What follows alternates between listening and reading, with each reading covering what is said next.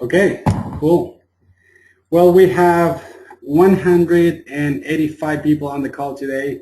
Super exciting. I'm actually very happy about being doing a webinar on this topic because very few people talk about competitive analysis, and I think it's so important. So I hope you guys get a lot of value today. And at the end of the presentation, we're going to have a Q&A session. So for whatever questions you have, please write them down, and you'll have a chance to ask me all your questions at the end, and I'll be happy to help you out. And one more thing for the slides, and actually there's also going to be a template for the spreadsheet I'm going to be working on today. So I'll be showing you the template, and then I'll give you the link where you can download the PowerPoint slides and also the templates all together, so you can do this on your own. I mean, I'll show you how you do it, but you'll want to do it yourself. So at the end of the presentation, I'll give you a link where you can download the slides and the template, the spreadsheet template you're going to need to use your own competitive analysis. Okay, well, let's start by why you should listen to me. I am the CEO of the outsourcing company. We've been doing SEO for almost 10 years now. And I pride myself in ranking over 200 websites on the first page of Google.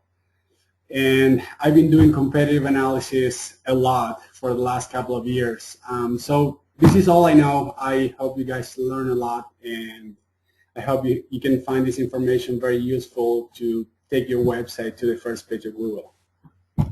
So, so what's competitive analysis? And the best way I can explain this is with a story. When I was 12 years old, I'm a rugby player, by the way. So I was playing rugby, but my coach would never play me. And I got really upset because I was really fast, and I would show up very early to practice and try to run as fast as possible. And so one day I went to ask the coach, why don't you play me? Why don't you ever play me? And he said, because Peter and John are much better players than you are, which kind of pissed me off because, I mean, he didn't give me any information. It was just, they're better than you. So, so I went back home, and I promised myself I was going to run even faster. So I signed up for track lessons, and I even learned, the right running technique. And I was getting actually faster and faster, but the coach would still not play me. But something very interesting happened the next year. Is we got a new coach, and I was like, well, hopefully this new coach will have a new perspective, and he'll realize how good I am, and he's going to play me. Well, it didn't happen. He didn't play me either. So after 4 or 5 games, I approached him, and I said, well, I'm running all the time. I'm trying to get as fast as possible, and you're not playing me. So why? What's going on? And he said something that I'll always remember. He said, well, you are really fast, but Peter and John are stronger than you are, and they also have better passing skills. So they pass the ball better than you, and they're stronger players. And that pissed me off too, but at least I knew what I needed to work on. So that's what I did. I went, long story short, I went back home. I, put together a workout plan, and I started lifting weights, and I started working on my passing skills like 2 hours every day until I finally made the team. The moral of the story is that you need to understand, sorry, something just popped up, I'm sorry. So the moral of the story is that you need to understand what are your weaknesses so you can work on them. And we're going to apply this to Google. And what are the things you need to improve to rank your website above your competitors? So my next question is, why is competitive analysis important? So I really like this picture because I think that the difference between doing competitive analysis and not doing it is what you can see in the image right here. You don't want to be the short the short girl with the white t-shirt. You want to be the one, like the very, very tall one. You want to have this almost unfair competitive advantage. You want to know why your competitors are ranking above you and what exactly you need to do to rank above them. And for this to happen, there are two very important things that you need to understand. The first one is, what game are you playing? Are you playing volleyball? Are you playing basketball? Are you playing football? Are you playing baseball? Because every game is played differently. So unless you understand what game you're playing, there's no way you're going to do a good job. And the second thing you need to understand is how to play the game. So the specific skills for the game. So once you figure out that you're playing basketball, do you need to work on your jumping skills? Do you need to work on your running skills, passing skills, defensive skills? Okay, so let's start by talking about what game are you playing. And what I did here is a lot of different Google searches, so you could see why they're so different. Because I think that each of these searches is a completely different game. So the first thing I searched for is Twitter marketing. And when I did this search, I found a lot of organic results on the left and all the Google AdWords ads on the right. And then I did a search for Portland restaurants. And as you can see, the search engine result pages, by the way, I forgot to mention that SERPs stands for Search Engine Result Pages. And that's basically the pages where you see all the results after you do a query on Google.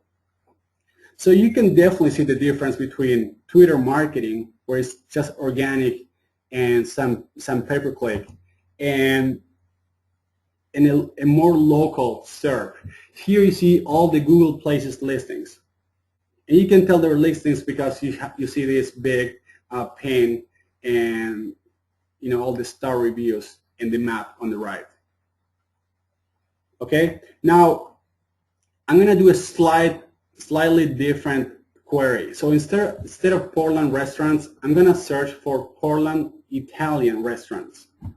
And here you see how these two are different. Even though the queries are pretty similar, the search engine result pages are completely different. Like here we see a couple of organic results at the very top, and here it's all the local places that are at the very top. So hopefully by now you understand what I mean when I talk about these are completely different games, right? Because if you want to rank for Portland restaurants or Portland Italian restaurants, chances are you're going to be paying a lot more attention to all these local listings as opposed to the organic results right here. And if you wanted to rank for Twitter marketing, by the way, you're going to pay a lot more attention to the organic results than you will to the Google Places and local. Okay, and I'll show you a couple of other different SERPs. So here I search for Black Eyed Peas, and again, completely different, right? You see a lot of songs here that you can actually play on Google. And there are more songs on Rhapsody and Pandora. And you see a lot of image results and video results. So if you wanted to rank for this keyword, by the way, I don't think you want to rank for Black Eyed Peas, but this is just an example. So if you wanted to rank for this keyword, you'd be much better off trying to optimize the images on your site and the videos on your site. Okay. And I did a search for Obama, and we see the news about Obama at the very top, even above his own official page, right? And finally, I did a search for Sony HDR-CX150, which is a camcorder. And we see a lot of Google AdWords results here, even one at the very top. We see Sony right here. We see some review site. And right here, this is what gets really interesting. We see a lot of products, and these are based out of Google Base. That's Google, B-A-S-E, Google Base. So this SERP is extremely competitive. If you want it to be, if you want it for your website to be on this page, you'll be much better off putting your products on Google base and having very competitive prices than you'd be just by optimizing something organically. So it's really, really important that you actually search for the keywords you want to rank for and see what kind of results you get. Do you see organic results? Do you see paid results? Do you see local? Do you see news, videos, images? Do you see shopping results? Do you see blogs? Do you see discussions, tweets? Every SERP is different. So once you figure out what keywords you want to rank for, you have to actually go to Google and see what kind of results you find, and then you'll figure out what game you'll be playing. Are you going to be playing the organic game? Are you going to be playing the local game? Are you going to be playing the videos game? By the way, it's not video game, but the videos game, right? So we talked about figuring out what game to play. Now, let's talk about how you're going to play the game. What are the skills you need to work on to be really, really good at that game and to position your website in the top 3 of Google? We're going to analyze a lot of different metrics here. And the end result will be a spreadsheet like this one, where you're going to have your website right here. You're going to have your competitors, 1, competitor 2, all the way to 10, or if you want to do 5, you can do 5. And what I mean by competitors is websites that are ranking at the top of Google for the keyword you want to rank for. So you're going to be doing this for every keyword you want to rank for. So if you want to rank for buy printers online, what you have to do is search on Google for buy printers online and put your competitors right here, the URLs of each of your competitors right here. Okay? And in the left column, we're going to have all the different metrics we're going to be analyzing. And I'll tell you in a second which metrics we're going to be considering here. So these are the metrics to track. I'm going to go over this, and then I'm also going to tell you where to get these metrics from.